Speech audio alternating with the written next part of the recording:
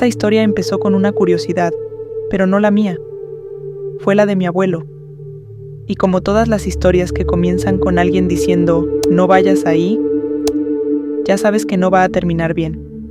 Mi abuelo era de esos hombres de antes, callado, firme, con la mirada de quien ha visto muchos amaneceres en el campo y demasiadas sombras que nadie se atreve a nombrar. Nunca hablaba mucho, pero una noche de lluvia fuerte y apagón, cuando el monte parecía tragarse los caminos y la luz de las velas apenas tocaba el suelo, me la contó.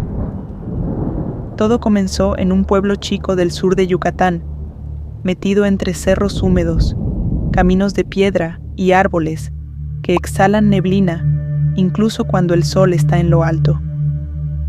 Allá el calor nunca se va del todo, pero las noches son otra cosa. Húmedas, densas, llenas de esos sonidos que parecen venir de zonas desconocidas. Entre todo eso, medio cubierto por raíces, está lo que queda de una iglesia. No tiene techo, no tiene padre, pero dicen que aún hay misa. Las bancas están comidas por la humedad, la piedra verdea de musgo y en las paredes hay marcas. Algunos dicen que son de manos, otros que son de otra cosa. Durante el día, los niños juegan a quien se atreve a acercarse, pero en la noche nadie se acerca, ni siquiera los perros.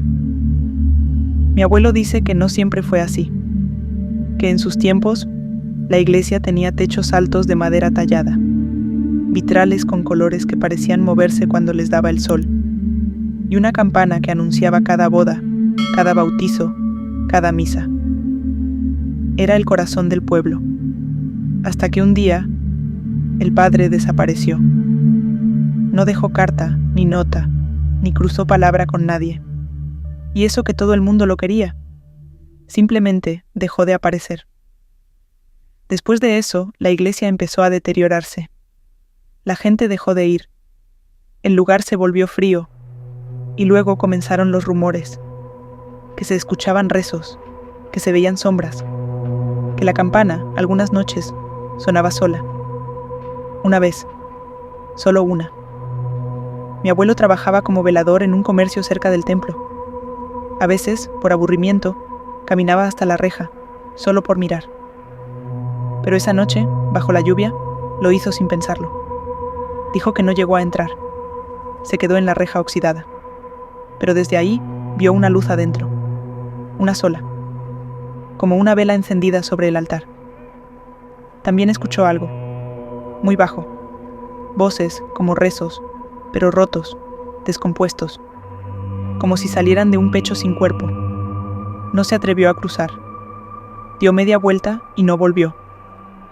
Desde entonces, el acceso quedó cerrado. Por seguridad, dijeron. Pero todos sabíamos que había otra razón. Porque no solo él había escuchado cosas. Otros también. Lo curioso es que esas historias nunca terminaban. Decían que aún hay misa, que hay alguien ahí. Alguien que sigue repitiendo una ceremonia sin altar y sin feligreses.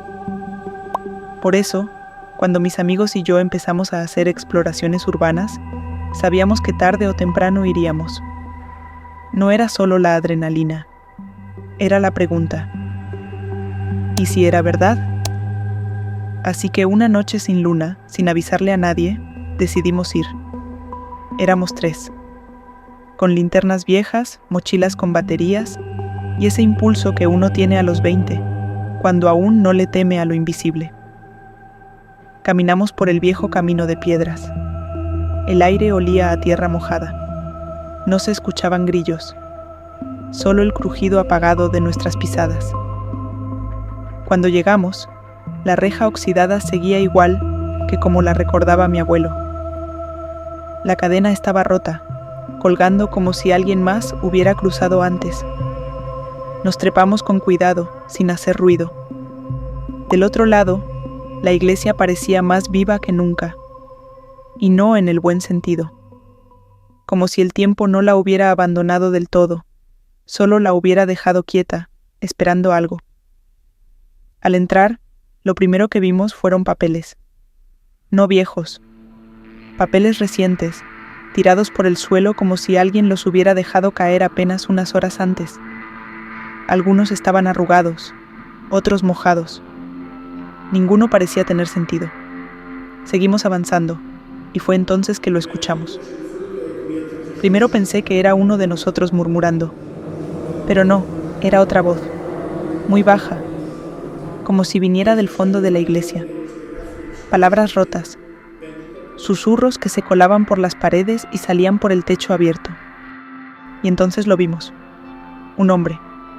Estaba de pie, frente al altar, con los brazos pegados al cuerpo, rezando, pero no con voz, con presencia. No se movía, no respiraba, solo estaba ahí. Miguel y yo dimos un paso al frente. El hombre giró, sin levantar la cabeza, y se fue por un pasillo. Nos miramos. No dijimos nada. Lo seguimos. Pero cuando llegamos, no había nadie. Solo las velas. 3. Encendidas. Igual que en la historia de mi abuelo. Y ahí fue cuando todo cambió. Algo cayó del techo. Después otra cosa. Luego, los murmullos aumentaron. Ya no eran rezos. Eran voces superpuestas. Voces que hablaban todas al mismo tiempo, sin sentido. Como si algo se hubiera roto entre nosotros y eso viniera hacia acá. Corrimos, como nunca. Llegamos a casa de mi abuelo. Le contamos todo, y cuando le describimos al hombre, su postura, su ropa, la manera de moverse, mi abuelo palideció. Ese es el padre, nos dijo, el que desapareció. ¿Cómo lo sabes? Porque esa voz fue la misma que escuché aquella noche, y esa vela estaba encendida cuando nadie debía estar ahí. Y entonces entendimos algo. La iglesia nunca estuvo vacía, solo estaba esperando que alguien cruzara, o peor, esperando no estar sola.